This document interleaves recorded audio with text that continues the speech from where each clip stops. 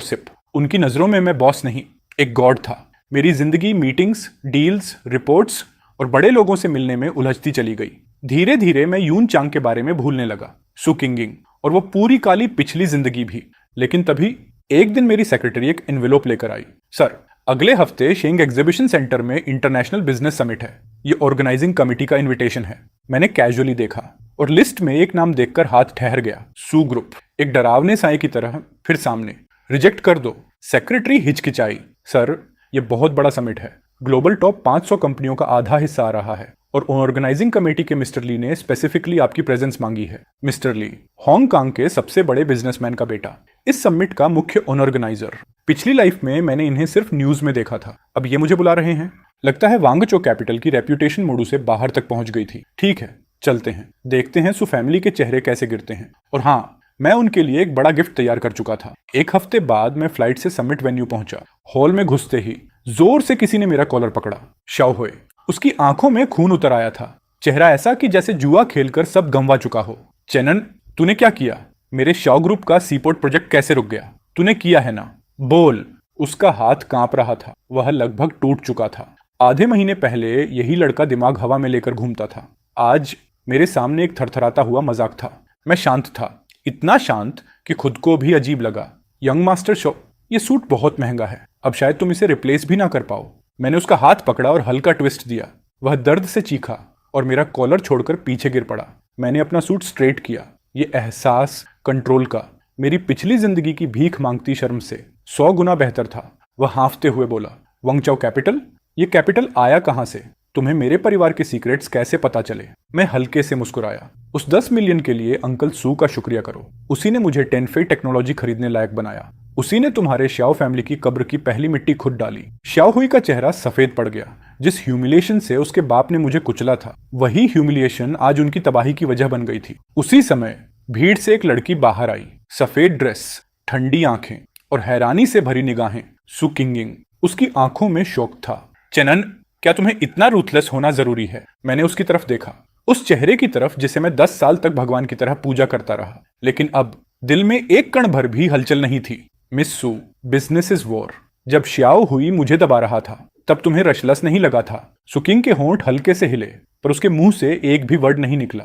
मैं उसकी तरफ देखा भी नहीं और सबकी निगाहों के बीच सीधे बैंक्वेट हॉल में अंदर वीआईपी एरिया की तरफ बढ़ गया। Stop barking like a mad dog. अब तुम मेरे लेवल की ओपोनेंट भी नहीं रही। मैं मिस्टर ली की तरफ बढ़ा, हांगकांग के रिचेस्ट मैन का बेटा। हमने धीरे से ग्लासेस क्लिंक किए। दूसरी तरफ श्याओई जमीन पर गिर पड़ा था और उसके चारों ओर की फुसफुसाहटें उसे समुद्र की लहरों की तरह निगल रही थी। लॉन्स में सिर्फ ग्लास में टकराती आइस क्यूब्स की आवाज थी। मिस्टर ली मेरे सामने बैठे थे, उनकी आंखों में साफ एडमिरेशन झलक रही थी। बातचीत बहुत स्मूथ चली। वांगचो कैपिटल और ली ग्रुप एक साथ मिलकर नई एनर्जी प्रोजेक्ट डेवलप करेंगे।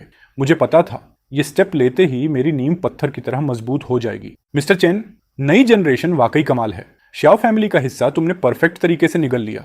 मैंने काम एक्सप्रेशन रखते हुए कहा, बस फ्लो के साथ चला। मिस्टर ली, आप ज्यादा तारीफ कर रहे हैं। मिस्टर ली को विदा करने के बाद जैसे ही मैं लाउंज से निकलने वाला था, तभी दरवाजा फिर खुला। सु किंग अंदर खड़ी थी। इस बार ना उसके चेहरे पर कोल्डनेस थी, न एटीट्यूड। उसकी आंखों में एक ऐसी थकान और रिग्रेट था जो मैंने कभी नहीं देखा था। चैन, क्या हम बात कर सकते हैं? बिजनेस की नहीं, बस बात। मैं वापस सोफे पर बैठ गया और अपने लिए पानी डाला। पिछली जिंदगी में अगर उसने इस आवाज में कुछ कहा होता तो शायद मेरा दिल टूटकर चकनाचूर हो जाता, पर अब ये सब सिर्फ टाइम वेस्ट लगता है। मिस्सू, मेरी मल्टीनेशनल कॉन्फ्रेंस कॉल है, तुम्हारे पास 3 मिनट्स हैं। तुम पहले मुझे ऐसे नहीं बुलाते थे। वो 10 मिलियन पिता सिर्फ तुम्हें टेस्ट करना चाहते थे। उन्हें नहीं लगा कि बात इतनी आगे बढ़ जाएगी। ये सुनकर मैं हंसी रोकने के लिए लिटरली अपना गला साफ करने लगा। टेस्ट? 10 मिलियन मेरे मुंह पर फेंककर, बॉडीगार्ड से मुझे धक्के मारकर बाहर निकलवाकर, इसको टेस्ट बोलती हो? अगर इस बेकार बात के लिए आई हो तो जा सकती हो मिस्सू। Thanks for that 10 million. उसने मुझे सिखाया कि डिग्निटी लव से कहीं ज्यादा कीमती होती है। सुकिंग पत्थर की तरह जम गई। उसकी आंखों में आंसू चमक उठे। मैं उठकर सीधा उसके पास से गुजर गया, सिर तक नहीं मोड़ा। मिस सू, आगे से दिलविल वाली बातें मत करना। हमारे बीच अब सिर्फ बिजनेस बचा है। मैं लाउंज से बाहर निकला। धूप मेरे ऊपर ऐसे गिर रही थी जैसे किसी ने दुनिया का ब्राइटनेस लेवल बढ़ा दिया हो। पता नहीं क्यों, पर ऑब्सेशन छोड़ते ही हवा भी ज्यादा साफ लग रही थी। तीसरे दिन मोडू लौटते ही सुजंग वो का कॉल आया। उसकी आवाज में अब वो पुराने वाला ऑथोरिटी नहीं था, सिर्फ बेचैनी थी। मैं वोंगो कैपिटल की टॉप फ्लोर वाली ऑफिस में बैठा था। नीचे बंड की रिवर व्यू देखता हुआ। मैंने स्पीकर बटन दबाया। चेन, तुम करना क्या चाहते हो? शॉ फैमिली का प्रोजेक्ट छीन लिया, अब सू ग्रुप के स्कैटर्ड शेयर्स भी खरीद रहे हो? अंकल सू, आपने ही सिखाया था कि बिजनेस में सिर्फ इंटरेस्ट्स होते हैं। सू ग्रुप के स्टॉक्स मुझे प्रॉफिटेबल इन्वेस्टमेंट लग रहे हैं। प्रॉब्लम क्या है? फोन के उस तरफ ग्लास टूटने की आवाज आई। साफ था, चेयरमैन सू सिर्फ गुस्से में नहीं, बुरी तरह से हिल चुका था। पिछली जिंदगी में उसने मुझे कीड़े से भी कम समझा था। सोचता था मैं कभी सिर उठाकर नहीं चल पाऊंगा, और आज उसकी सांसें भी मेरे फैसलों पर टिकी हैं। तुम बदला ले रहे हो, किंगिंग की वजह से सू फैमिली को बर्बाद कर रहे हो। आप मिस सू को ओवर एस्टिमेट कर रहे हैं। रिवेंज? नो, ये बस एक प्रॉफिटेबल डील है। मैंने कॉल काटा और उसका नंबर ब्लैकलिस्ट में डाल दिया। स्क्रीन पर सू ग्रुप का शेयर ग्राफ ऊपर नीचे हो रहा था। अंदर से अजीब सी शांति महसूस हो रही थी। ये कंपनी बाहर से चमकदार लगती थी, पर अंदर से सड़ चुकी थी। बस एक हल्का सा धक्का चाहिए था और पूरा एम्पायर रेत की दीवार की तरह ढह जाना था। प्रेसिडेंट चेन, मिस सू किंग नीचे खड़ी हैं, कह रही हैं कि आपसे मिलना जरूरी है। मैंने अपनी घड़ी को छुआ। लिप्स पर हल्की सी कोल्ड मुस्कान आई। आधे महीने पहले मैं सू फैमिली की मेन गेट के अंदर जाने के लायक भी नहीं था, और आज वही ग्रेट मिस सू नीचे खड़ी इंतजार कर रही है। लेट हर वेट, रिपोर्ट खत्म होने दो। मैंने कॉफी उठाई। उसकी कड़वाहट जुबान पर फैल गई और किसी वजह से बहुत सेटिस्फाइंग लगी। मैं चाहता हूं सूजंग वो समझे कि उस दिन फेंके गए 10 मिलियन ने उसे आखिर क्या कीमत चुकवाई है। 2 घंटे बाद सू किंग फाइनली ऑफिस में दाखिल हुई। वो थकी हुई, हताश और कमजोर लग रही थी। मेकअप भी उसके डार्क सर्कल्स नहीं छुपा पा रहा था। उसने एक फोल्डर कसकर पकड़ा हुआ था। सू ग्रुप का आखिरी SOS। चेन, प्लीज रुक जाओ। समझो कि मैं तुम्हें प्रैक्टिकली बेग कर रही हूँ। मेरे पिता की तबीयत ठीक नहीं है। सू ग्रुप गिर गया तो वो बर्दाश्त नहीं कर पाएंगे। मैंने अपनी चेयर घुमाई और उसे देखा, जो कभी मेरी पूरी दुनिया थी। पिछली जिंदगी में उसे बचाने की कोशिश में मैं एक अंधेरी गली में मर गया था, और वो मेरे फ्यूनरल में तक नहीं आई। अब उसकी ये प्लीडिंग बस मजाक लगती है। मिस सू, जब कोई भीख मांगता है तो उसकी बॉडी लैंग्वेज अलग होती है। मैंने उसके हाथ में पकड़ा एग्रीमेंट देखा। I am not interested. तो तुम चाहते क्या हो? सू ग्रुप को बचाने के लिए हम कोई भी शर्त मान लेंगे। मैं उठकर उसके सामने जा खड़ा हुआ। वो डर कर एक कदम पीछे हटी। मैंने उसकी फाइल छीनी और उसे श्रेडर में डाल दिया। आई वॉन्ट 51% कंट्रोलिंग शेयर्स, और सूजंग वो को पूरी दुनिया के सामने मुझसे माफी मांगनी हो। इम्पॉसिबल। मेरे पिता कभी ये एक्सेप्ट नहीं करेंगे। मैं वापस अपनी सीट पर बैठा और एक सिगार जलाई। तो फिर बात खत्म। मिस सू, कल मार्केट बंद होने से पहले मैं फाइनल एक्विजिशन पूरा कर दूंगा। उसके बाद सू फैमिली सिर्फ कंपनी ही नहीं खोएगी, उन पर करोड़ों का कर्ज भी चढ़ जाएगा। सुकिंग कुर्सी पर ढह गई, जैसे उसकी आत्मा ही टूट गई हो। वो मुझे ऐसे देख रही थी मानो किसी शैतान को देख रही हो, लेकिन मैं जानता था मैं सिर्फ अपना हक वापस ले रहा था। गेट आउट, और मेरे पैसे कमाने में दखल मत देना। वो लड़खड़ाती हुई ऑफिस से बाहर निकल गई। उसकी पीठ को देखते हुए मेरे अंदर बचा हुआ आखिरी रहम भी खत्म हो गया। गेम अभी शुरू ही हुआ है। सू फैमिली तो बस मेरे बिजनेस एम्पायर का पहला पत्थर है। मैं कार में बैठा नीचे सू ग्रुप की बिल्डिंग पर इकट्ठे हुए डेट कलेक्टर्स को देख रहा था। सूजंग वो शायद अपने ऑफिस में छुपा बैठा था, अपने तथाकथित पुराने दोस्तों को फोन कर करके जान बचाने की कोशिश कर रहा था। पिछली जिंदगी में यही लोग डिनर टेबल पर ठोकरें मारकर बोलते थे, चैन तू चिंता मत कर, हम हैं ना तेरे साथ। और आज मैं उनसे उनके हाथ में पड़े शेयर्स चाहता हूं, और ये लोग मुझे मार्केट प्राइस की बातें सुना रहे हैं। लिसनिंग डिवाइस से उसकी चीख सुनाई दी और मेरे होंठों पर ठंडी मुस्कान फैल गई। सूजंग वो अब भी नहीं समझा। इस दुनिया में परमानेंट दोस्त नहीं होते, सिर्फ परमानेंट इंटरेस्ट्स होते हैं, और मैंने लाई को पहले ही ट्रिपल रेट दे दिया है। अगर चेयरमैन सू माफी नहीं मांगता तो मैं ये आग और तेज कर दूंगा। मैंने कॉल काटा और सेक्रेटरी को सिग्नल दिया, फेज 2 शुरू करो। सिर्फ 10 मिनट में सू ग्रुप के फाइनेंशियल फ्रॉड का न्यूज हर बड़े फाइनेंस पोर्टल की फ्रंट पेज पर था। ये मेरी पहले से तैयार की हुई बड़ी गिफ्ट्स में से सिर्फ एक थी। हर नंबर, हर डेटा। सू ग्रुप की किस्मत पर सर्जिकल स्ट्राइक था। उधर से एक दहशत भरा सवाल आया, इम्पॉसिबल, ये अंदर वाली बुक्स सिर्फ टॉप इनसाइडर्स को पता है। चेन, तुम्हें ये मिले कैसे? मैंने बिल्डिंग की टॉप फ्लोर की बंद खिड़की की तरफ देखा। ऐसा लगा जैसे अंदर सूजंग वो का टूटा हुआ चेहरा साफ दिख रहा है।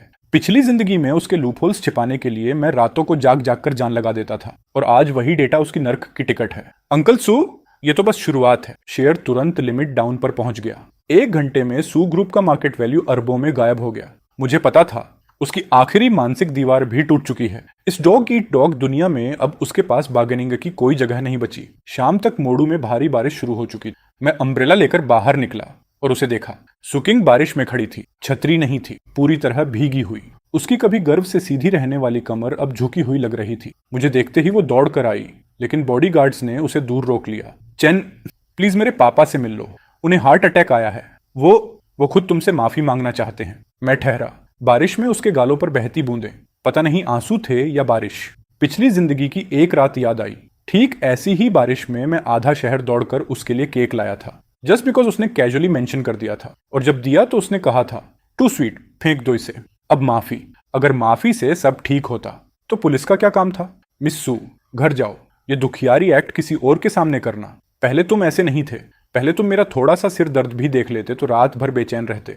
अब इतने कोल्ड कैसे हो गए? क्योंकि वो चेन जो तुम्हारे लिए टूट जाता था, वो उस डार्क एली में एक बार मर चुका है। अब मेरी आंखों में सिर्फ प्रॉफिट और लॉस बचा है। मैं उसके पास से गुजर गया और रोल्स रॉयस की तरफ बढ़ा। वो पीछे से रो रोकर आवाजें लगा रही थी, पर मेरा दिल 1 इंच भी नहीं हिला। मेरी नजर में उसकी ये लेट आई हुई मोहब्बत 10 रुपए की भी नहीं। अगर तुम सू फैमिली को छोड़ दो तो हम कोई भी शर्त मान लेंगे, शादी भी। मैं बिना मुड़े बोला, मिस सू, तुम्हारी करंट वैल्यू तो मेरी वोंगचा कैपिटल में रिसेप्शनिस्ट बनने लायक भी नहीं है। कार डोर बंद हुआ और बाहर की बारिश, हवा और रोने की आवाजें कट गईं। रियर व्यू मिरर में उसकी सफेद भीगी हुई परछाई छोटी और छोटी होती गई। मैंने अपने लिए रेड वाइन डाली। इस राउंड में मैं पूरी तरह जीत चुका था। अगले दिन सू ग्रुप की शेयर होल्डर मीटिंग वक्त पर शुरू हुई। मैंने भारी लकड़ी का दरवाजा खोला और पूरा हॉल एकदम खामोश हो गया। मैं सीधे उस चेयर की तरफ बढ़ा जो पहले सुजंग वो का सिंबल ऑफ पावर थी। अब वो मेरी सीट थी। प्रेसिडेंट चेन, देखिए, हमने अपने सारे शेयर्स ट्रांसफर कर दिए हैं। आगे हम आप पर निर्भर हैं कि आप सू ग्रुप को आगे ले जाएंगे। ये पुराने लोमड़ी कल तक सुजंग वो के लिए लड़ रहे थे और आज नए मालिक के आगे झुकने में एक पल नहीं लगाया। मैंने दस्तावेज खोला और पूरे हॉल पर नजर डाली। आज से इस कंपनी का नाम सू ग्रुप नहीं रहेगा।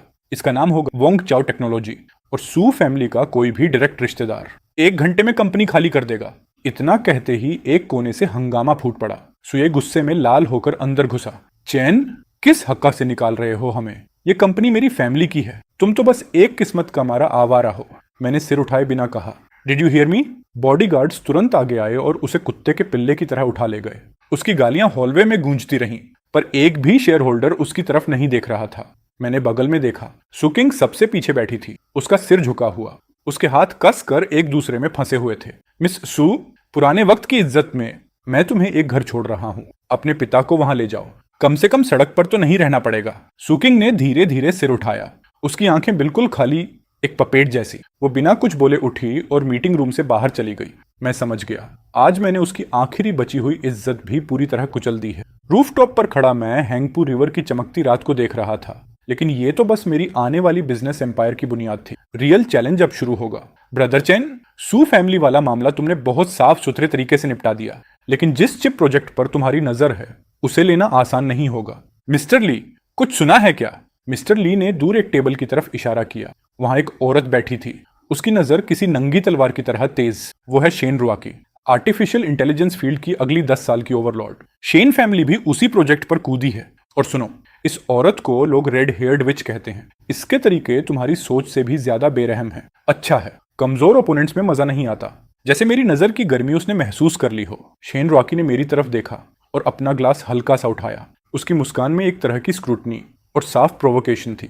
पिछली जिंदगी में शेन फैमिली मोडू में 3 साल बाद आई थी, लेकिन मेरी रीबर्थ के बटरफ्लाई इफेक्ट ने इस डेंजरस ओपोनेंट को पहले ही ले आया था। शेन रुआकी, पिछली जिंदगी में जब तुम बाजार पर राज कर रही थी तब मैं सू किंग का ड्राइवर था। इस जिंदगी में चल देखते हैं विनर असली कौन है। मैंने हल्की सी स्माइल दी और वहां से चला गया। मुझे अपनी पूरी बिजनेस स्ट्रेटेजी फिर से सेट करनी थी। शेन फैमिली का आना जोखिम भी है और एक बड़ी अपॉर्चुनिटी भी। अगर मैं साउथ की टेरिटरी भी निगल लूं तो वोंगचा कैपिटल को कोई नहीं हिला सकेगा। हैंडओवर खत्म होते ही एक अजीब इंपल्स ने मुझे उस स्लम में वापस जाने पर मजबूर कर दिया जहां मैं पहले रहता था। वहीं का वहीं अंधेरा, वही डैम्प स्मेल, वही चीप सिगरेट्स और सड़ा हुआ कचरा। और फिर मैंने उसे देखा, एक कार्डबोर्ड बॉक्स उठाने की कोशिश करती हुई। सू किंग, सोचा नहीं होगा चेन कि मैं उसी जगह पहुंच जाऊंगी जहां तुम रहते थे। क्या यही तुम्हारी बदला लेने की तरीका था? वो टूटी हुई दीवार से टिक कर खड़ी थी, हाथ में सस्ते नूडल्स का बॉक्स। वो लड़की जो कभी सेकंड टियर रेस्टोरेंट्स में भी कदम नहीं रखती थी, आज 100 युआन किराए के लिए लैंडलॉर्ड से बहस कर रही थी। मैंने तुमसे बदला लेने के बारे में कभी सोचा ही नहीं। मैंने तो बस अपना हक वापस लिया है। और तुम कैसे जीती हो, इससे मेरा कोई लेना देना नहीं। चेन, अगर उस दिन मैंने वो चेक वापस ना लिया होता, अगर तुम रिबॉर्न ना हुए होते, क्या तुम मुझे लाइफ टाइम प्यार करते? मैं कुछ पल रुक गया, फिर हंसी निकल गई। ये सवाल पिछली जिंदगी में मुझे खाता रहा, पर आज ये सवाल बस फीका सा, मीनिंगलेस लगा। अगर वाले सवालों से जिंदगी नहीं चलती। मिस सू, पास्ट में जीते रहने से कुछ नहीं होता। मैंने जेब से कैश का एक वर्ड्स निकाला और उसके बॉक्स पर रख दिया। ये तरस नहीं है, ये एब्सोल्यूट क्लोजर है, ये आखिरी मदद है, फिर कभी मुझे दिखना मत। मैं मुड़ा और एले के कोने पर खड़ी लग्जरी कार की ओर तेज कदमों से चला गया। पीछे से उसकी रोने की आवाजें तंग गली में गूंज रही थी, पर मैंने एक बार भी मुड़कर नहीं देखा। मैं कार स्टार्ट करके शहर की चमकदार रोशनी की तरफ चला गया। ह्यूज ग्लास विंडो के बाहर मोडू की भारी बादलियां लटक रही थीं। मेरे सामने बैठी थी शेन